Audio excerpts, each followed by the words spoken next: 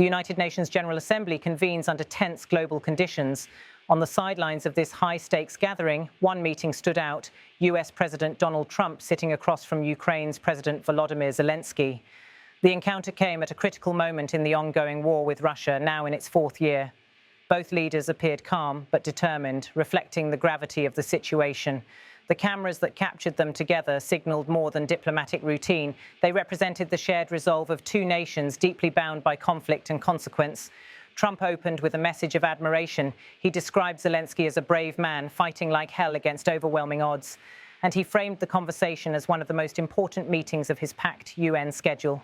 His words conveyed not just courtesy, but strategic positioning. America continues to stand with Ukraine, and the world should take note.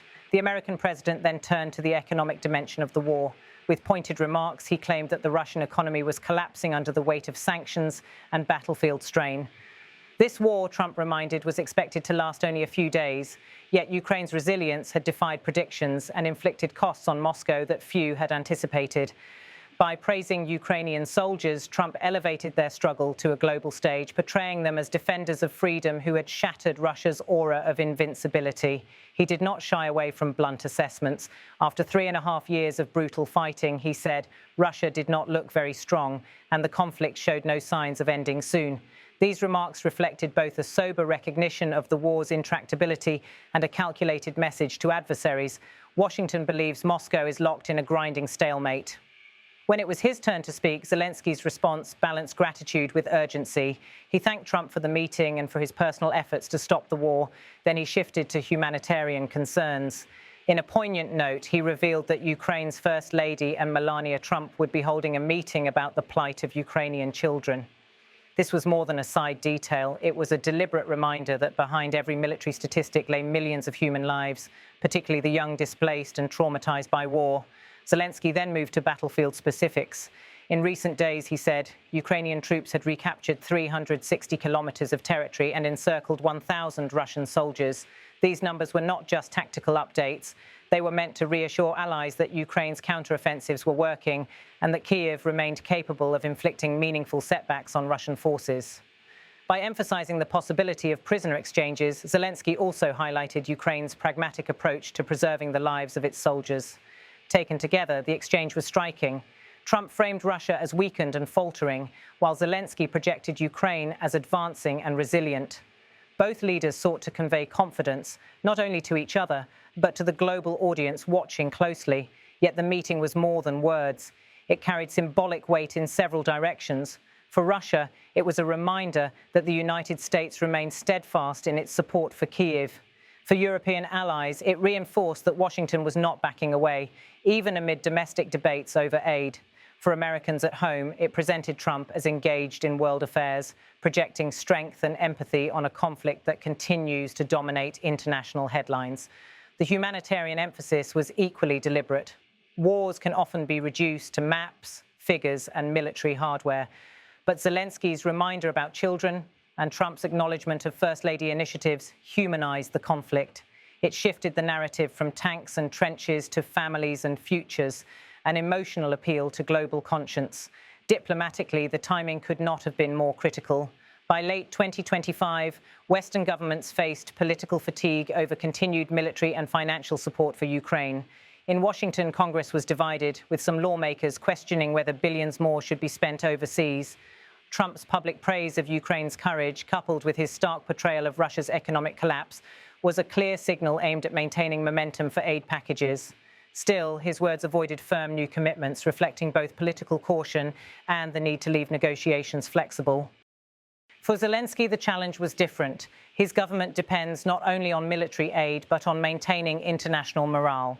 By citing specific battlefield achievements, he sought to prove that Ukraine was not fighting a losing war.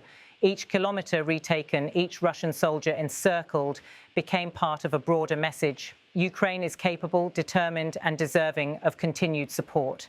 The imagery of the meeting mattered as much as the words.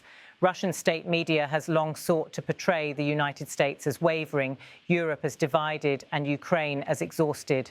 The photographs of Trump and Zelensky together, smiling and shaking hands, served as a counter-narrative, visual proof that Washington and Kyiv remain firmly aligned.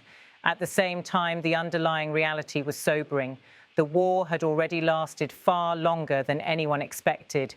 In February 2022, intelligence analysts predicted Kyiv might fall within days.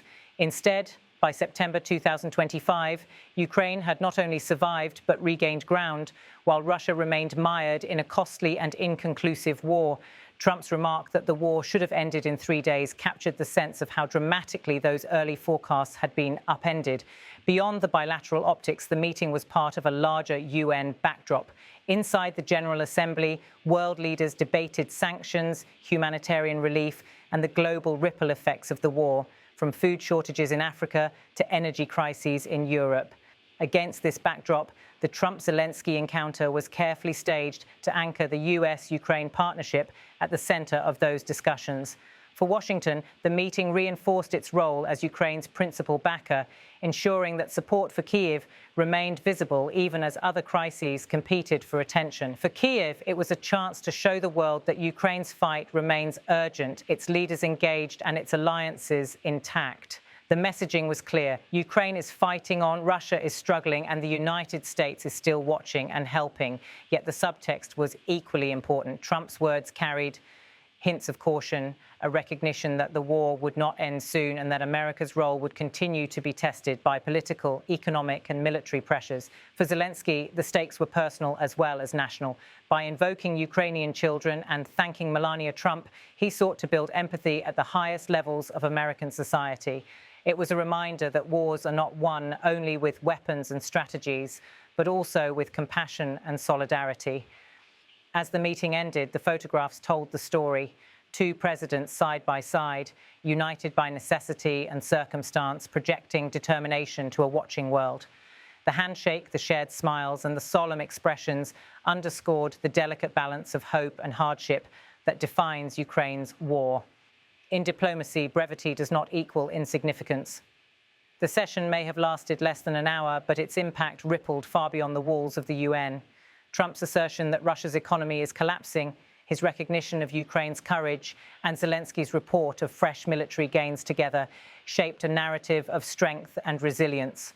Whether these words will translate into decisive change on the battlefield remains to be seen. But for now, the leaders ensured that the conflict remains firmly on the global agenda. Under the towering glass facade of the United Nations in New York, the world was reminded once again, Ukraine has not surrendered, Russia has not succeeded, and America has not walked away.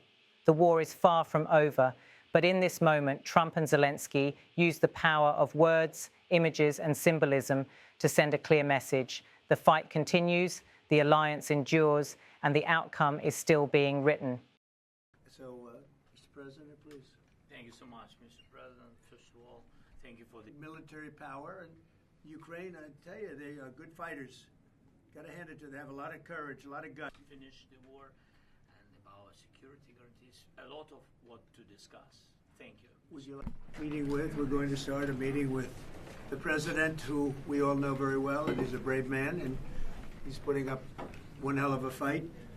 And we'll see how that all turns out. But we're going to have a meeting, and we have about 30 meetings scheduled today. We have a lot of meetings scheduled today, going pretty late into the night. But this is an important one, and we have great respect for the fight that Ukraine is putting up. It's pretty amazing, actually. So, President Zelensky. well, the biggest progress is that the Russian economy is terrible right now. It's, as you know, it's crashing, and that, frankly, Ukraine is doing a very good job of stopping this very large army. It's pretty amazing. You know, this is a war that should have ended in 3 days, 4 days. People said it was going to be very quick, and you got to hand it to the Ukrainian soldiers. And so, you know, Russia doesn't look very distinguished, having taken 3.5 years now, right? It's about 3.5 years of very hard fighting, and it looks like it's not going to end for a long time. Mr. President. Mr. President, first of all, thank you for this meeting. Thank you for your personal efforts to stop this war just now, Mr. President. And I'm happy to say that just now our first ladies of Ukraine, first ladies of the United States, Yes. just now we'll have a meeting about Ukrainian children. Thank you for Melania's personal involvement to this topic. Thank you. And this is where the United States. So our soldiers these months they occupied 360 kilometers and they encircled 1,000 soldiers. And of course we want to exchange because we need our soldiers in any case. But thanks to our soldiers, we have this possibility, this opportunity, and we will continue until Russia will stop this war. And I hope that